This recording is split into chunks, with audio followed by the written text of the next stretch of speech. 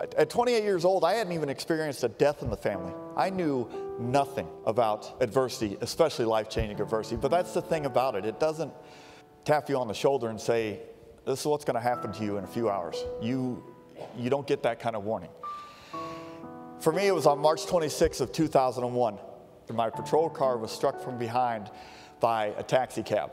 My car burst into flames, and a young rookie firefighter, who's 22 years old, was assigned the grim task of getting me out of the car.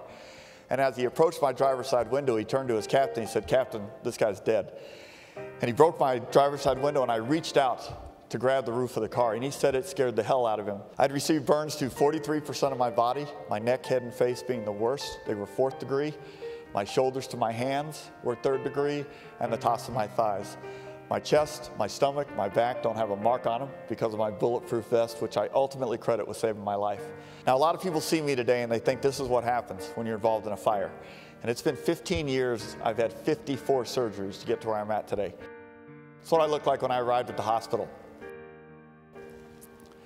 They gathered my family around, the doctors, and they said, "There's no way Jason's going to survive this. We've never seen burns like this to somebody's head and face." They had to remove everything, my nose, my ears, my eyelids. And they still had no good news for my family. They said, "Jason is completely blind. He's probably deaf. If he can hear you, if he can speak, he's not going to be very nice to you. He's not going to be able to handle what's happened to him." Woke up, it's hard to explain, but as clear-headed as I am today. I knew right away I was in the hospital, just the sound and the smells.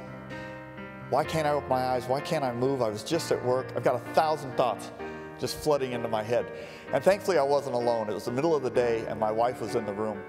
I'll never forget how calm and strong her voice was. And she told me right away I'd been in a car accident. And I asked, "Well, when was it?" I mean, I was just at work. Was it 3 hours ago, last night? And she said it was on March 26th. And I thought that is a very odd answer to that question. I said, "What's today?" And she said, "Today is June 12th. 2.5 months in the blink of an eye." And then she told me that my car had caught on fire. And I stopped her and I said, "Don't say another word to me." Ever since I was a little kid, the only thing that I've ever been scared of is fire. It was the one thing that I prayed would never happen to me. Being a police officer, I went on a lot of fire calls. I saw people who were burned and disfigured, saw people who died in fires, and it was the one thing I told myself I can't handle. Please don't ever let this happen to me. Life is 10% what happens to you and 90% how you react to it. Not a lot of things we're in charge of in this life. Not a lot of things you have control over as you go through your days. But the one thing that you are in complete control over is your attitude at all times. And it is absolutely amazing how bright your human spirit can shine if you give it the opportunity. So about 3 weeks after waking up, I'm laying in bed, middle of the night, no visitors, so I'm alone. And when you're blind, you're just alone with your thoughts. And that was the night that I decided I'm going to be proud of how I look, I'm going to be proud of who I am, and I'm going to see exactly what I can accomplish. So I asked the doctors, when can I go home? It's the end of June. They said, if everything goes right, you'll be here till Christmas, about 6 more months. So I did everything they wanted me to do, surgery, therapy, you name it. But every time I went to surgery, something got a little bit better. Every time I got done with therapy, something got a little bit stronger, and it kept me inspired. And it bothered me that I didn't have a nose and ears, and I tried these prosthetics, and they were fabulous, but you have to put these on with a prosthetic glue. Well, I live in Phoenix, Arizona, so in July, after about 3 hours, the glue will break down and one of your ears falls off. Children do not like that. And this picture was taken of me walking out of County Hospital on July 31st. Thank you.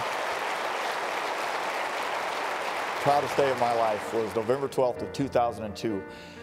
18 months after the accident, I got into a truck by myself and drove back to work. I started out as a public information officer, and I had become detective certified prior to my accident. Back when we would daydream about what we wanted to do with our careers, I was the one person that always said, I really want to be a homicide detective, to speak for victims who can't speak for themselves and to bring closure to families who are affected by that violence would be a real honor.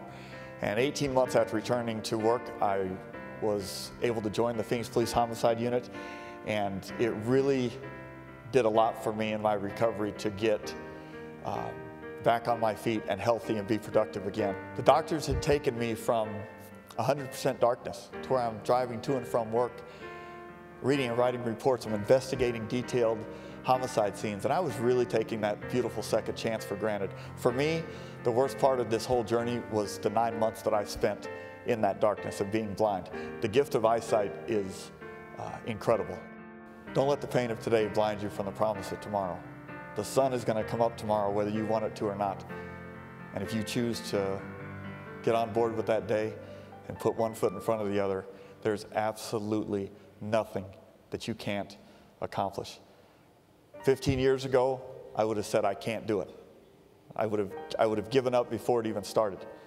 Today, I wouldn't trade places with a person in this world. I wouldn't change a day of my life. I have accomplished things that I never thought possible.